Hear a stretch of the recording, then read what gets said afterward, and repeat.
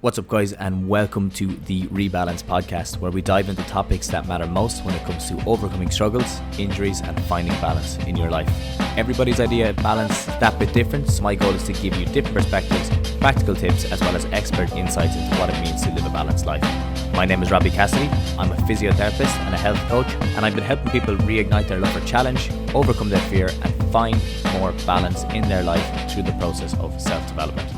So, let's get into it. What's up, guys, and welcome back to the podcast. In this episode of the podcast, we're going to look at ACL injuries, and we're going to look at returning to sport specifically from ACL or after an ACL injury. And I'm going to try talk about the principles as opposed to giving specifics, because I guess with this, anyone who's listened to this could be getting back to any type of sport. So I wanted to try give you ideas that will apply across all sports. And I'll give examples, obviously, in different ones as we go along. But in the general sense, I want you to try take this and I want you to try apply it to your own life and your own training. Now, if you have injured an ACL before, these rules will still apply in that you can use the same ones as prehab as opposed to rehab. And I guess with everything, it should be followed with your physio. So it's something that you talk to your physio about and see how you can apply them and see how you can, I guess, get the best out of it. So you have a better understanding of what's going on and what to do to improve it. Because a lot of people really with this type of stuff, it's about education and it's about understanding your body and understanding what you need to do to get to where you want to get to. So I'm only going to be here to help guide you along that way, and hopefully along the way you're able to pick up a couple of ideas, apply it to your own training, and then as a result you've less of a chance of injuring or re-injuring that knee again, that ACL. And that's the goal here, because to talk through the problems first, what a lot of people do, I find, is that they return too fast. And I have no problem with people going early, but it's returning too fast where you're going back into full contact, full speed, way too early. And with that, what's going to happen is you're at a high risk. If something goes wrong, you're likely to re-injure that again. In terms of if you're in a chaotic environment and you're not controlling things that are going on around you, the big chance that somebody who's thinking about something else clashes with you and then you obviously injure the knee again. So some of the main problems are returning too fast, not consistent with rehab, not grading their return when they get back into the play, really not building it up to the level of what it should be when you get back to play. And what I'm talking about play, I'm talking about more competitive sport at the moment, but you can still use these same principles if you're running 5Ks or if you're going to the gym, because they always apply to it. So with that, I guess the other thing is that there's not enough variability in their training. And the reason I said that is because with an injury that takes months to recover from, what you're going to be dealing with there is that there's a lot of, you still need to build up that mind-body connection, okay? And that muscle memory again. You need to build up the connection that your knee has with your brain. And what that will do then is it'll hopefully in time you're not going to have as much of an issue with re-injuring it, because when you injure something and you don't use it as much, that space in the brain starts to decrease. And I know this has gone into the depths of it, but basically if you look at the way the brain is structured, you look at the cerebellum, which is the area at the back of your brain that's involved in coordination, and you look at the motor cortex. There has to be strong connections there. And there was research done years ago not years ago, but a couple of years ago, on female soccer players who tore their ACL in a season. And however they got funding for it, but they basically did brain scans on everyone at the start of the season, and they followed them throughout the season. And they checked the people who tore their ACL at the end of the season, and they look back at their scan. And what they found is that the connection between the cerebellum and the motor cortex wasn't as strong in certain areas, okay, and mostly related to areas around the knee. So that basically the conclusion or some of the ideas that came from that was basically that they didn't have the same level of coordination built up. The pathway there wasn't as strong, and as a result, the players were at more risk of injury. So I think that's a big thing, is that if you don't have a lot of variability in your training, you're not going to test that coordination and test that area or that brain center.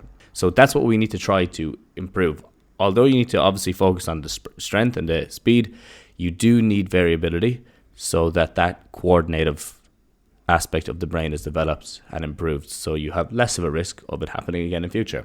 Now, if that makes sense to you, or hopefully that makes sense to you, we can go into some of the issues and we can talk about actually getting back to play. The first one is making sure there's a build up to return to play, and that you're following through after. When you're building up to getting back into play, I think you need to focus on obviously your strength, your coordination, and your running. So your sports specific skills are all going to have to be included in that.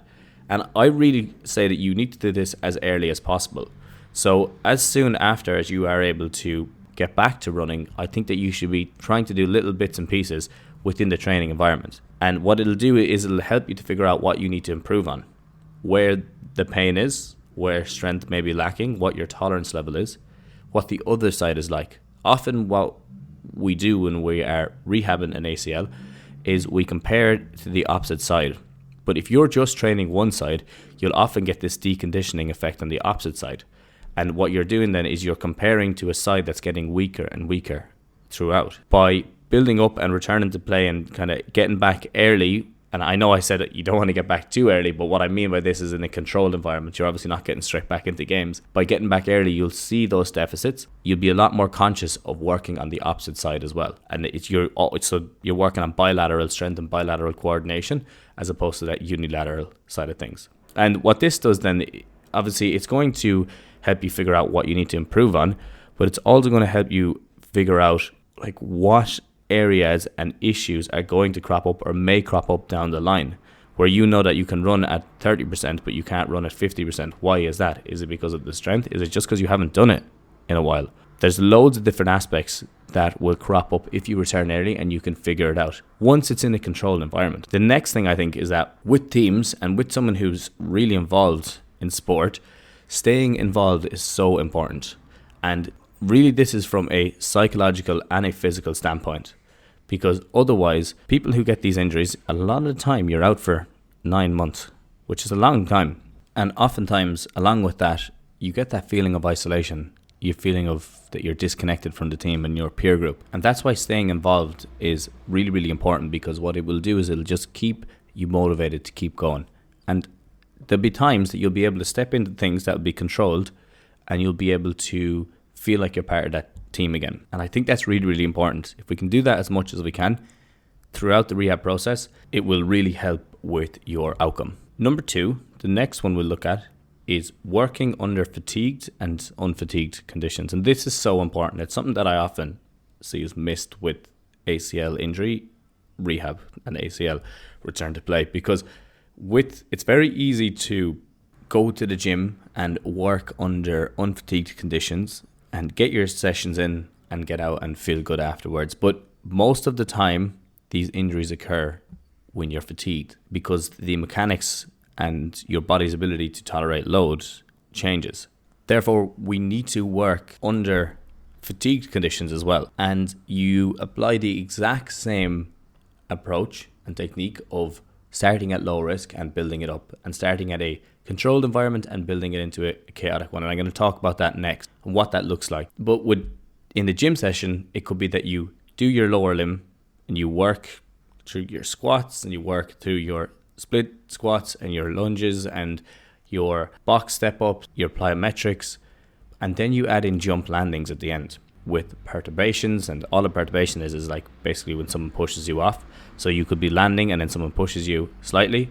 You could be landing on an unstable surface. Whatever it is that you can do that's still within the level that you are, so you're not really out overreaching and going too far, but you're able to test the body and test the knee under the fatigued conditions. Because what that will do is it'll also test that connection, as we talked about at the start, between the cerebellum and your motor cortex. And we're always looking to build that throughout the rehab process and as we get back into sport. Other things could be running, decelerating and cutting, or dual tasking, where you're standing on one leg or landing from a jump and catching a ball at the same time.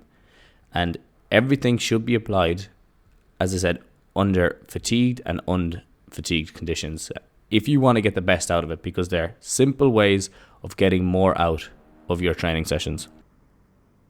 What's up, guys? Robbie here. I hope you are enjoying the podcast so far.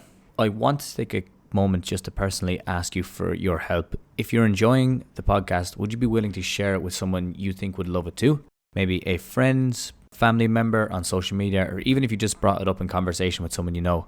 The recommendation means the world to us, and it's because of people like you that we get to be able to produce this podcast on a weekly basis. So thank you so much for your support so far, and I would love if you could help us reach even more people who could benefit from it too. Really appreciate you, and we're going to jump straight back to the podcast.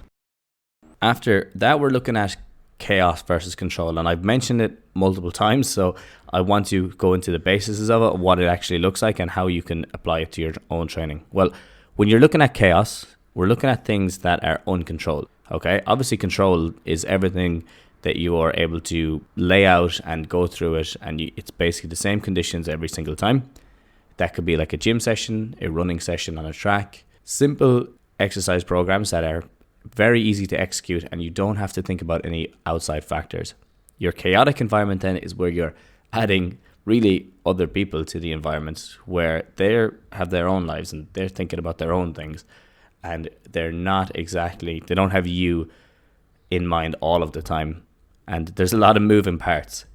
I suppose that's probably the easiest way to look at chaos, is that there's a lot of moving parts in it. If you can keep the controlled side of things very structured at the start, and then slowly but surely introducing the chaos and coming back and forth in and out of it, and then obviously you're moving towards more of a chaotic environment, and then you have your control stuff at the end. That is a very, very good way of building tolerance while also building competence and working on that coordination and working on your strength as well, and the movements that you need to get better at. A really good place to do this is when you're returning to play. For example, if you're returning and you're going back to football, it could be that you jump into the hand passing drill at the start. Fairly controlled, but a small bit chaotic, where you have to avoid people, and you not look where you're walking or where you're running, and you're dual tasking at the same time. Things that would be a lot more chaotic would be like tackling, where if you hit off somebody, you don't really know where their body weight is going to go, and that can become a problem. And uncontrolled body weight is probably one of the quickest ways to injury, especially if you don't have the reaction time and reaction speed as what you used to have. So we're trying to avoid that uncontrolled moving body weight as much as possible until we start to build a lot more competence around it, and then we'll start to introduce it a small bit more. Otherwise, you could look at different types of terrain, where you're running on flat ground, you're running on hills, or you're trail running. That's for runners or for people who are trying to get back into it. As I said, crowded versus individual movements. You could be dual tasking and doing 2 or 3 different things at the same time, catching a ball, landing from a jump, running, turning, decelerating. All of these other factors can come into play as well, and you can simulate those in the gym at different times, so they can be more of a controlled chaos in ways. But you're always thinking about grading your exposure. You're always thinking about building it up, testing it out, seeing how you get on and pulling back and giving it time to recover, as opposed to seeing how it is what a lot of people will do. Go in, see how it is for the first couple of minutes. I feel great, and then they'll just go into it 100%, and then they get fatigued, and obviously with fatigue, these injuries are more likely to happen. What you can do though is you can tip the balance at times, and this is something that I love to test out, is that you jump in for a minute or 2 minutes at a level that's a bit higher than what you're generally have been doing for the last while, and then you pull back. And what that does is it improves your tolerance to the higher chaos, while then you pull back while you still have a lot of energy. You pull back and you give it a chance, and you're always just testing the limit and coming back, and testing the limit and coming back. You're not just going in, leaning in, saying I feel good, and then pushing on, because obviously we said that's going to lead to injury. Just tipping it at times is a great way of developing competence early on in the higher level tasks. Now, the last couple of ones that I want to talk about is understanding the demands of your sport, because when we are focusing on returning to play or returning to sport, every sport is going to be different. So the same principles cannot apply to all of or every sport. Or sorry, I said that wrong. The same principles apply, but the tactics are different. And what we need to look at is, when you're understanding the demands of your sport, you need to try simulate that in a rehab setting, so that when you go back, it's not as dissimilar as what you have been doing over the last couple of weeks or months. So with field sports, you're looking at your average running distance and your sprint distance, as well as the acceleration, deceleration, and cutting and turning. And then you also want to look at high risk positions, as how you can simulate those in a gym setting. Tackling and decelerating while taking someone is hitting off you, or while you're catching a ball. With your running distance, it's like how much do you cover? And a lot of the time, for example, when you're looking at GAA, you're probably looking at, you want to build it up to between 1,500 meters of high-speed running to 3,000 meters of high-speed running when you're looking at intercounty. If you're looking at like total distance covered, you're looking at 7 to 9K and even more, 10K in a lot of cases.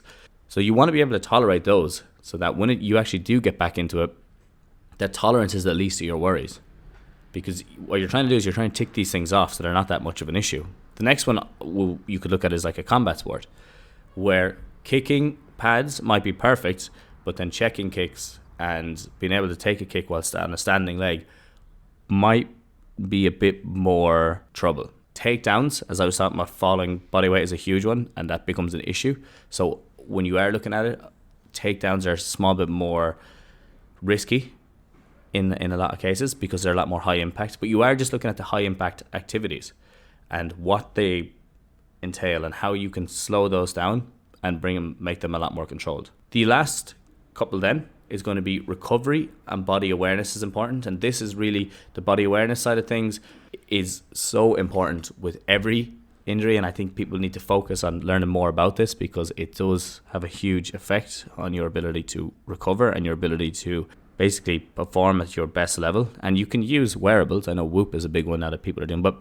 I think it's more important to actually build your own mind-body connection and have a good understanding of your own body, because the wearables sometimes they're not as accurate as they can be in a lot of cases. So understanding your signs of fatigue, this is really specific to the person. And what it means is that, like what I often say to people is, when you are tired, when you've had a bad night's sleep, what are the most common feelings, behaviors, or emotions that you will notice the next day? And a lot of people, it's like irritation and having no patience.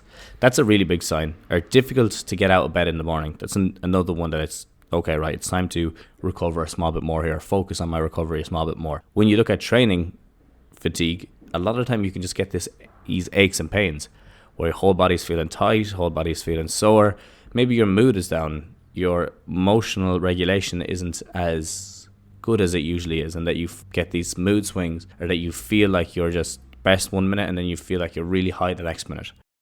When you start to notice your own signs of fatigue, then I would say start to focus on the recovery side of things as well, where it's too easy to get caught up when you return to play of this mindset that you're trying to catch up with what you used to be or the level you used to be at. It's so easy to get caught in that mindset. And what will happen then is you're going to delay your recovery, you're going to delay your return, and you're going to put yourself at a higher risk of even smaller injuries because of the fact that you haven't taken that into account. It comes back to the idea of you also, and I'm just going to segue here for a second, understanding where the graft was taken from is so important, because if you had a hamstring graft and they put that into your patella and then you go back to play and you're trying to catch up and you've done all the work on your knees, but you haven't focused on the hamstring as much, so often you'll see people getting back and then they'll get this hamstring injury because they just never took that into account. They didn't deal with it as much as they should have, and they focused on the knee a lot more than they should have focused, or they focused on the knee a lot more when they really should have taken the same time to put it focus on the hamstring as well. With that, you need to focus on sprinting tolerance and deceleration, because they're the highest risk for hamstring injury when you get back. And as I said, you don't want to just come back, feel good, and then get this little injury and you're out for another couple of weeks because of it. When you're looking at recovery, sleep is the most important side of it. And then you obviously have your diet, your hydration, your movement, your active recovery, all of the other factors that are your stress management. When you are actually back in play then, once you start to see these signs of fatigue, could just mean that you take an extra day off. Could mean that you just don't jump into the sprinting at the end. It could mean that you just take a couple of drills off in the session. The very last one that I will talk about is to continue to work on your prehab for the rest of the season. This is missed because people go back, they feel good, and then they just jump back into the swing of things where they feel, okay, right, let's just go through the paces, do what everyone else is doing, and they forget to take the time to work on the knee for the rest of the season as well, and both sides as well. So I would always say to add your bilateral knee-specific exercises to sessions. And what you can do is you can do some prehab exercises after the sessions where you focus on jump landings, you focus on stopping on the knee, you focus on somebody pushing you while you're standing on one leg. You can do them at the start, but remember, we're always looking for that fatigued and unfatigued training, And if you include them at the end as well, you'll find that you're testing it out, and it's like prehab, but it doesn't feel like it as much because you're just taking 5 minutes at the end of a session.